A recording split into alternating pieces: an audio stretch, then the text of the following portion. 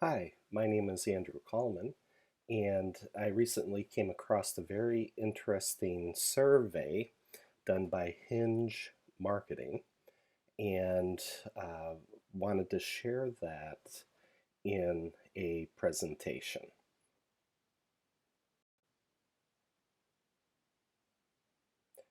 What I ran across is a survey by Hinge Marketing that included over 1,000 companies that are professional services firms that have over $70 billion in combined revenues and together more than a million employees.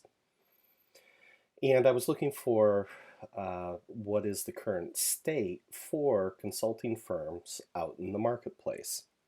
So the study covered a range of firm sizes and industries, and in addition, they also investigated a subset of the firms, about a third of the full sample, that deliver consulting services to understand the challenges and drivers of success in the consulting industry. And so the top 5 items I found very interesting. Here's a summary of the top 5 challenges for consulting firms for the next 3 to 5 year time horizon. And it appears that Hinge has been doing this survey over a number of years now.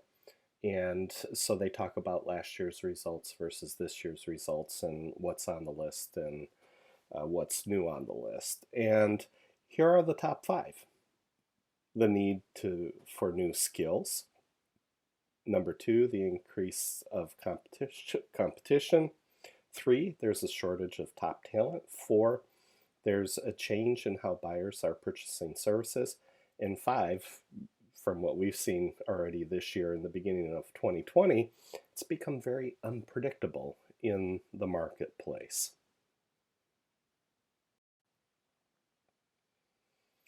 For the first one, the need for new skills, this is the top concern, and it moved up from 5th place last year.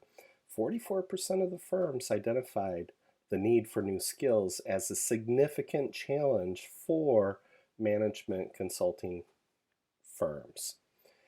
As new technologies and techniques are popping up in the marketplace, these companies are feeling an unrelenting pressure to keep up with this constant change.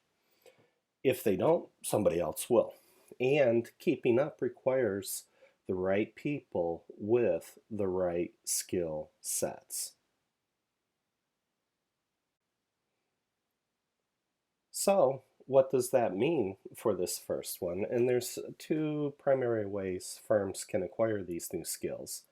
They can upskill and or reskill their existing workforce, or they can try to hire new talent who already possess these skills. But there's a spoiler alert here. See Section 3, guess what? There's a shortage of top talent. So most firms use both of these approaches, but each comes with its unique challenges. For example, training existing staff takes people away from lucrative, most importantly, billable work. And most consulting companies are loath to do that. And hiring new talent in a highly competitive environment can also be very expensive. So savvy firms recognize if they want to compete for the best business, they first need to have talent with the right skill sets. And by the way, that dovetails directly into the flow friction analysis of having the right people in place. The second one is increased competition. And so it moved down a position from last year. So this was number 1 last year. But still a close second was the challenge of, hey, there's a lot of competition out in the marketplace. Respondents from these firms and for professional services, they reacted similarly. They worry a lot about competition coming from both new firms and larger competitors, with a slight edge to these emerging firms as the key threat. In fact, these threats appeared in the top 5 challenges of every industry segment that Hinge studied. So, what does that mean? Many firms that aren't large, established industry players and don't have a disruptive business model in the works are worried about their ability to stay competitive, which means that they're worried about staying relevant and still existing in the next 2 or 3 years. A great deal of consolidation is happening in the consulting industry, and new technologies threaten to commoditize lucrative bread and butter services.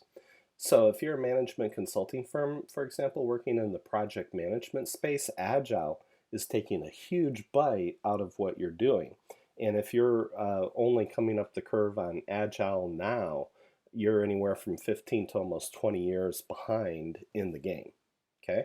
So it's no surprise that firms that aren't part of either of these trends are feeling very anxious about the future because basically they might not have one.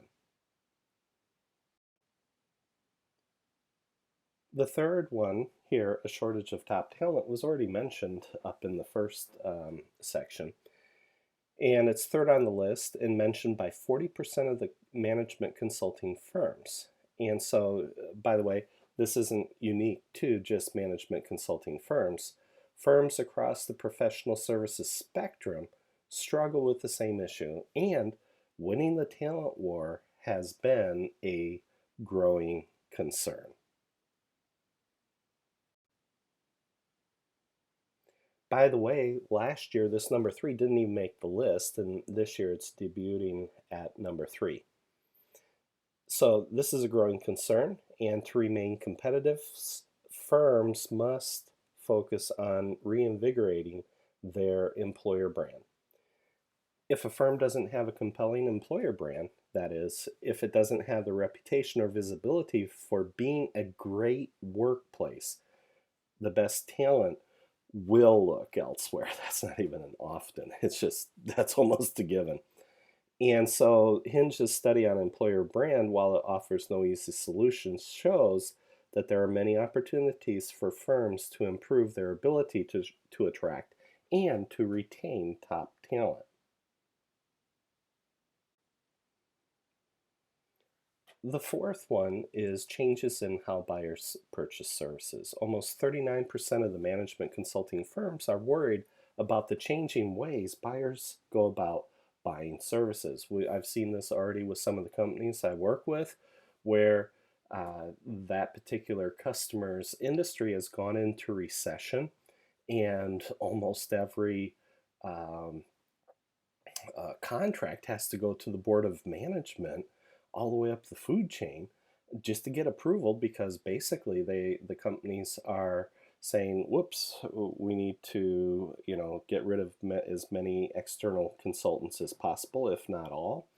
And if we hire anyone, it has to be vetted by the board of management. So Hinge's data didn't include any specific details, but they were suspecting that the concern is driven by the increased use of online search, social media, and other non-traditional channels to find and vet consulting firms. So what does this mean? Well, even the way people get referrals has changed. And so many referrals today are made by people who have never even hired your firm, but they know about you from other sources. And so this is why social media is becoming more and more important, and they have really sophisticated on-site, off-site content marketing programs and direct engagement in social media in order to get those referrals. And so a lot of firms, especially some of the more established ones that are not part of the social media world, they feel probably very ill-equipped to adapt to these changes, but they have to if they want to compete in this changing marketplace. The fifth one is unpredictability in the marketplace. And as we mentioned earlier, these are very turbulent times. 38% of the respondents agree that unpredictability in the marketplace is on their minds. And I'm sure that this survey was done before the current coronavirus, COVID-19, hit, because these results were just published in February. The consulting marketplace is evolving quickly from one that relied on primarily on interpersonal contact to develop new business, think old-fashioned networking or personal referrals, to a wide open playing field online. And so a small one or two or three person boutique consulting firm can actually wipe out the big guys when they're competing for a smaller and smaller piece of business, especially with a lot of what's been happening in some industries where recessions have already kicked in. So that's where the game's played, and buyers are selecting the winners. So, what does this mean? Because there's more feeding the market frenzy than business development changes, the whole landscape is quickly changing or evolving. Acquisitions, mergers are happening at a record pace, and new well funded firms with different business models pop up with unnerving frequency. I love that word, unnerving, because it should disrupt them and it should make them nervous. And so Hinge is saying that this churning marketplace is here to stay, and the most successful firms will learn to adapt to the uncertainty.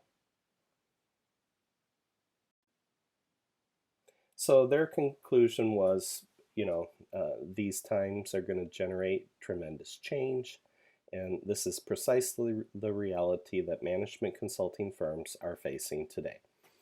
They need to adapt to the rising marketplace pressures to get ahead and stay there. And to do that, they'll have to adopt an array of marketing techniques. But deep in the forge of adversity lies opportunity to build resilient and robust brands. So it's a whole new game, folks. So now that we've looked at the industry, we should talk about how flow can help you specifically if you are a management consulting firm or if you are a firm that also works with agile coaching or areas like that. For the need for new skills, flow, both the Flow Certified Professional, FCP, and the Flow Certified Trainer, which is the FCT, provides the new mindset that enables your consultants to succeed. This is beyond agile. This has now been around for 25 years. We've honed this, and it works. Okay, and so when you're looking at the second one, increased competition, flow helps you compete because you can consistently deliver duplicatable and remarkable results. Over and over and over again, we're able to do that. I've got one of our books, Flow, Get Everyone Moving in the Right Direction and Loving It. It's out there on Amazon. You can look at that. That's 13 case studies of remarkable results, how we did it, and how you can do that too. So you can take it right out of the book and start using it in your daily work to get those remarkable results. Because in the end, that's what the companies and the customers want. For the shortage of top talent, Flow helps you grow your people internally, and it helps your good consultants to become not just confident, but great. For the changes in how buyers purchase services, because of how we use Flow, we're going to help your consulting companies understand how to step outside the usual purchasing department bureaucracy and use the concepts that we teach out of the book called Value Forward Selling and how to sell further up the food chain. And so you take the same amount of effort, but you're going to get a lot more result out of what you're trying to do from a sales and marketing perspective. Plus, your consultants that are working on the ground in the belly of the beast, delivering the value that they're supposed to be delivering. It also, Flow helps them develop the mindset on how to upsell, but to do it in such a way so that it doesn't disturb the the client relationship. And for unpredictability, flow gives your team and your consultants the tools and the mindset to achieve anticipatory vision. And if you want to know more about that, you will need to go through the 4-hour slideshow that I have on transformation. Okay, that tells you how you build anticipatory vision into the equation. So if you're looking at unpredictability, you need to be able to see beyond the horizon where those opportunities lie and how to help your consultants recognize the trends, interpret those trends, and have the anticipatory vision to be able to say, hey, by the way, this is what's just over the horizon. We should take advantage of that.